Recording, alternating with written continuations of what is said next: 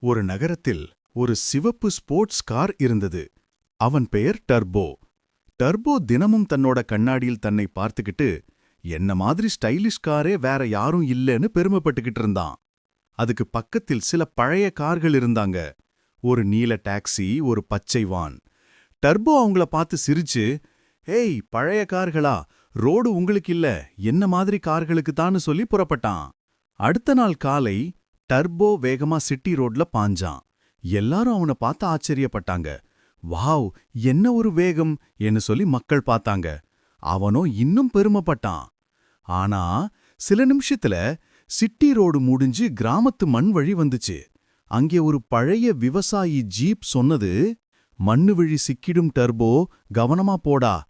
ஆனா டர்போ சிரிச்சு, "ஹஹா, நான் வேற லெவல் காரு, மண்ணி என்னை அடக்க முடியாதுன்னு சொல்லி பாஞ்சான்." சில நொடிகளில் அவனோட டயர் மண்ணுல ஆழமா சிக்கிச்சு. எவ்வளவு வேகம் போட்டாலும் நகரல.